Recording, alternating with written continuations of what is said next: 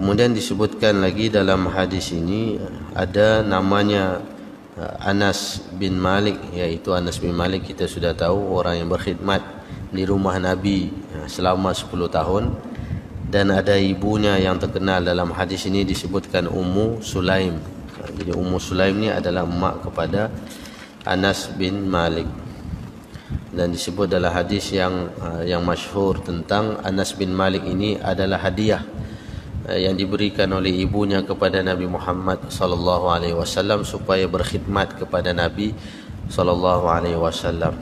Dalam riwayat disebutkan daripada usianya 10 tahun, lalu Anas bin Malik berkhidmat bersama Nabi 10 tahun juga dalam lingkungan umurnya nanti apabila habis 20 tahun lah. Maksudnya Anas bin Malik ni orang yang berkhidmat di dalam rumah Nabi sallallahu alaihi wasallam. Dan dalam riwayat disebutkan Anas bin Malik ni ada keberkatannya apabila Nabi doakan Anas bin Malik ni ada 3 perkara. Antaranya disebutkan panjang umurnya. Disebutkan dalam riwayat Anas bin Malik meninggal dunia dalam usia 100 tahun ataupun 107. Ada yang riwayat mengatakan 99 tahun panjang. Sedangkan umat Nabi Muhammad macam kita ni biasanya baina sittin wa sab'in, di antara 60 sampai 70 saja umur umat kita, umat Nabi Muhammad sallallahu alaihi wasallam kebiasaannya. Itu belum lagi campur penyakit, belum lagi campur apa-apa yang mati dalam keadaan muda ataupun kemalangan. Cuma umur kebiasaan dalam 60 hingga 70. Jadi Anas bin Malik ni antara didoakan Nabi panjang umurnya sampailah lebih kurang 107 tahun, dan ada riwayat 99 tahun. Dan dalam riwayat juga disebutkan Anas bin Malik ini antara sahabat Nabi yang terakhir meninggal dunia di Basrah. Basrah ni di kawasan negara Iraq. Itu antara yang pertama. Kemudian Nabi doakan juga banyak zuriatnya. Disebutkan dalam riwayat sehingga mencecah anak campur cucu lah rasanya.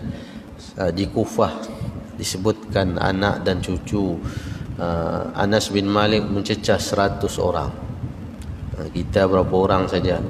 Jadi itu di antara keberkatan doa Nabi sallallahu alaihi wasallam. Dan yang ketiga Nabi doakan Anas bin Malik hartanya yang banyak. Anas bin Malik ada harta yang banyak. Jadi 3 doa tu Nabi doa kepada Anas bin Malik, umur yang panjang, zuriat yang banyak, dan harta yang melimpah ruah. Jadi itu kemuliaan Anas bin Malik. Disebabkan Anas bin Malik jasanya juga berkhidmat bersama Nabi, jadi kita selalu jumpa nama Anas bin Malik ni dalam hadis Nabi sallallahu alaihi wasallam kerana dia ada dalam rumah Nabi. Dan dalam riwayat juga Anas bin Malik ni menceritakan selama dia duduk bersama Nabi 10 tahun, Nabi nak pernah suruh dia itu ini, Nabi nak pernah pukul Anas bin Malik. Sekalipun Anas bin Malik ni kalau ikut bukanlah anak Nabi, tetapi orang yang dihadiahkan oleh Ummu Sulaim tadi supaya berkhidmat kepada Nabi. Kerana Ummu Sulaim ni tidak ada apa-apa hadiah mau bagi kepada Nabi, jadi dia hadiah ke anak dia terus. Dia kata, ya Rasulullah, inilah hadiah yang boleh aku beri kepada kamu. Anas bin Malik suruh budak ini berkhidmat kepada kamu. Akhirnya Anas bin Malik ikut selama 10 tahun duduk dalam rumah Nabi sallallahu alaihi wasallam. Jadi bayangkan macam mana ada anak orang lain yang duduk dalam rumah kita, lalu kita betul-betul buat baik dengan orang tersebut sama macam anak kita. Anak kita pun habis kita cubit, habis kita pukul kali. Tapi kalau orang lain lebih-lebih lagi lah.